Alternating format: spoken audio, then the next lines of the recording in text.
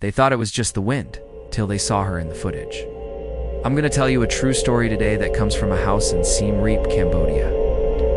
And there are two main things that this place has going for it. One, it's really old. And two, it's located right next to a forest and a lake. So whenever people stayed at this house, they could enjoy some amazing views. But they always said they heard strange noises in the middle of the night. One day, a family decided to move into this home. They were excited to start fresh in a new place. For the first couple of days, everything seemed fine. The family would relax inside their home and didn't hear anything scary. However, after a week or so, the noises began. It all started one night when the father was awoken up by footsteps. He listened closely, and he could hear someone walking around the house. He described it as a light step, thought maybe it was his wife.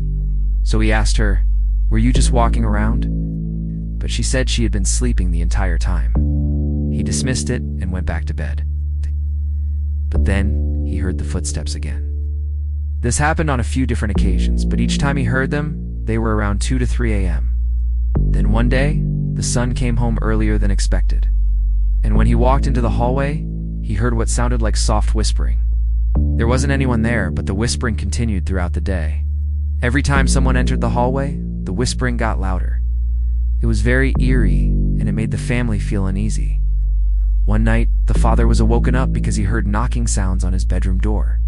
He opened it, but no one was there. He went back to bed, but the knocking continued. It was relentless. The father couldn't take it anymore, so he got out of bed and went to check outside. But once again, no one was there.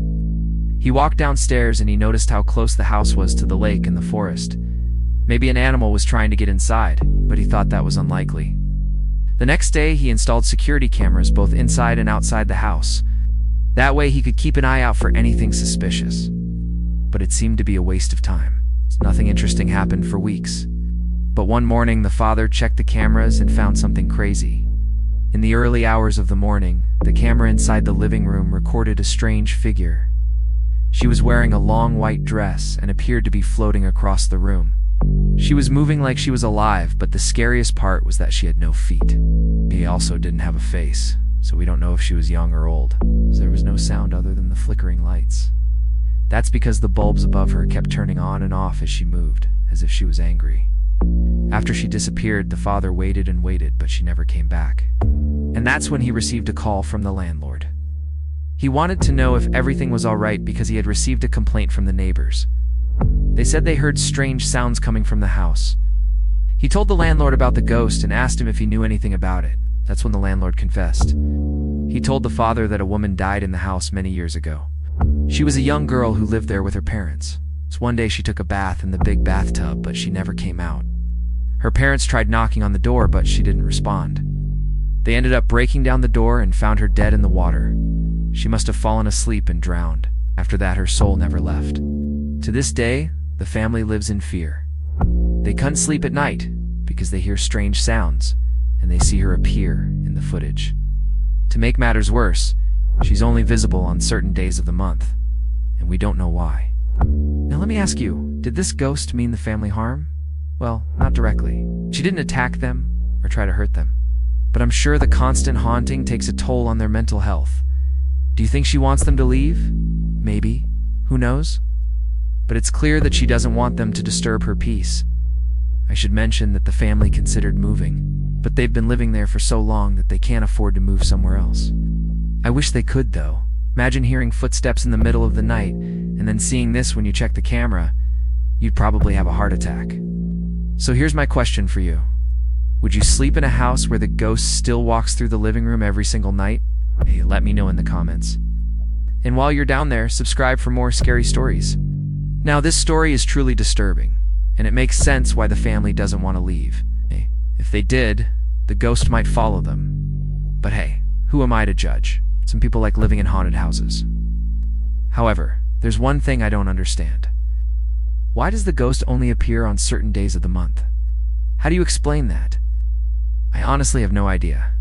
Maybe she's only able to roam free when the moon is full or during a certain time of the year, but that's pure speculation. This whole story reminds me of the video I posted a few months ago. Remember the one where the girl filmed herself in the mirror and then saw a ghost behind her? Well, the same thing happened here. Technology allows us to capture ghosts on camera. That wouldn't have been possible 100 years ago. But now we have apps and security cameras that can detect supernatural activity. But why do ghosts appear on camera? Is it because they want to be seen, or is it just a coincidence? We'll never know for sure. But I hope this story gave you nightmares. That's my goal with these videos. Oh, and before I go, here's the footage from the security camera. Take a close look, and you'll notice something spooky. What do you see in the video? Let me know in the comments. And if you want to watch another terrifying video, click the link on screen now. Thanks for watching.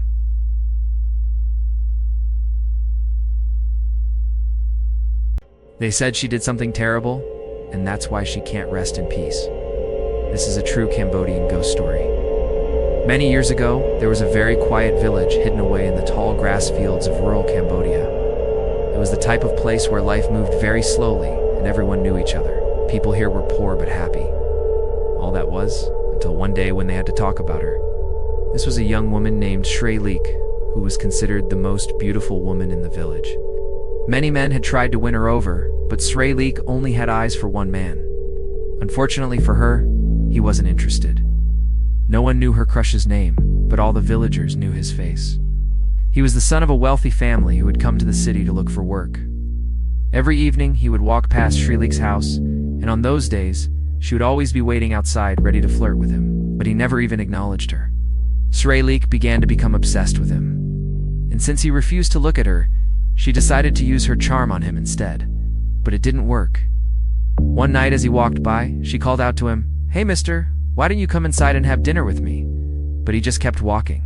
"Mister, you're so rude," she yelled after him. He stopped and turned around. "I don't want any problems," he said, "so get out of my sight before I call the police." Then he continued walking. After he disappeared around the corner, Shrey Leek ran back home. As she opened the door, her mother asked, "What happened? Who was that man you were yelling at?" "He doesn't like me," Shrey Leek said with tears streaming down her face. Her mom hugged her. "Don't cry, sweetheart. There are plenty more fish in the sea."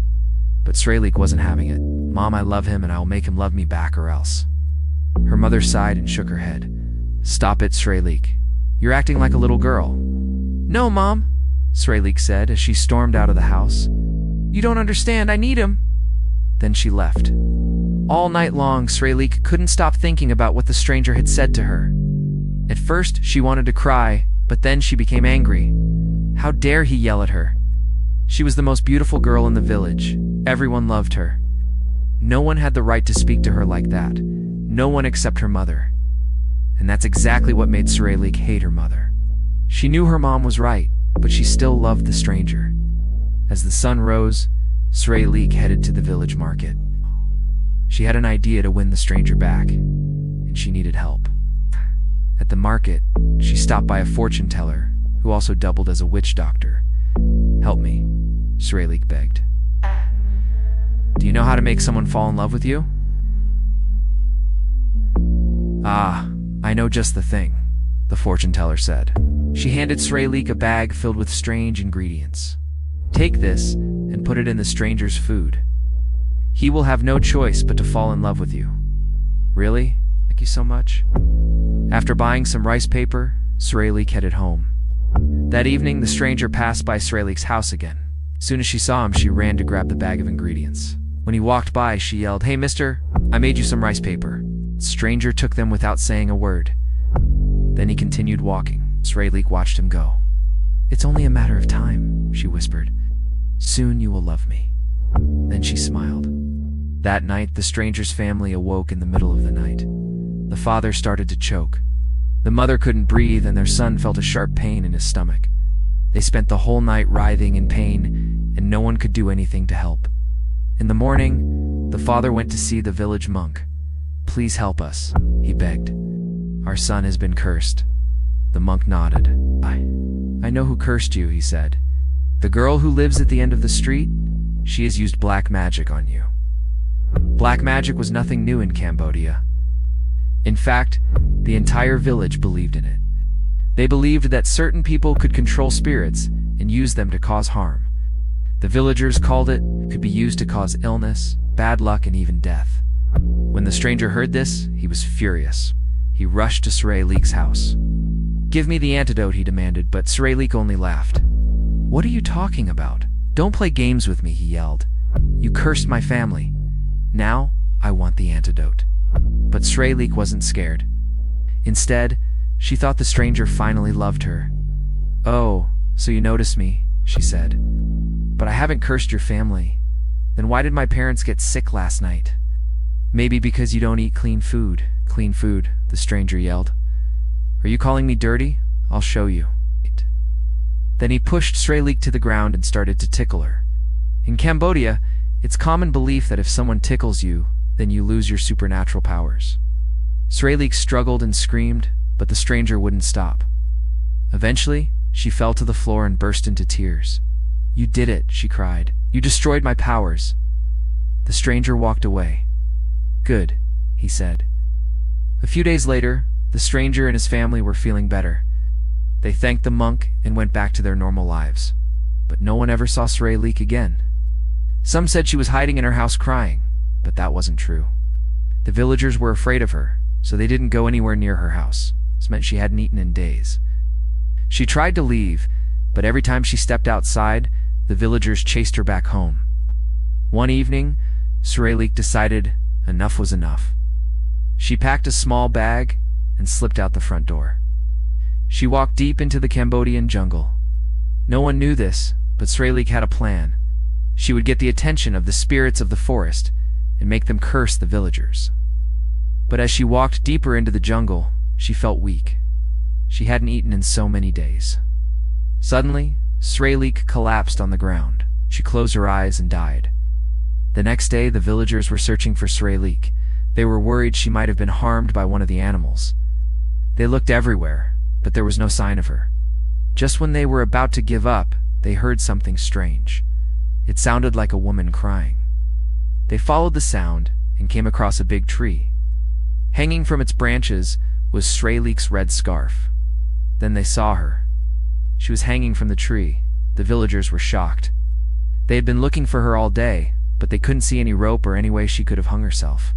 The villagers were afraid, so they called the monk. He told them not to be afraid, but when he reached out to touch her, he was burned. The monk screamed and ran away.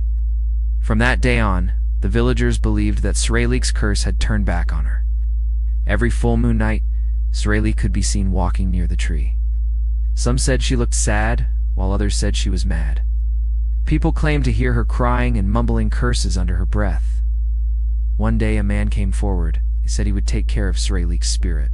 He brought a large knife and tried to chop down the tree. But the next day, he woke up blind. From then on, no one ever messed with that tree. Even today, people say if you go to that tree on a full moon night, you might hear a woman crying and whispering curses. And if you're unlucky enough to touch the tree, you might get cursed forever. If a curse is born from hatred, what happens when it turns on the one who cast it? Thanks for watching.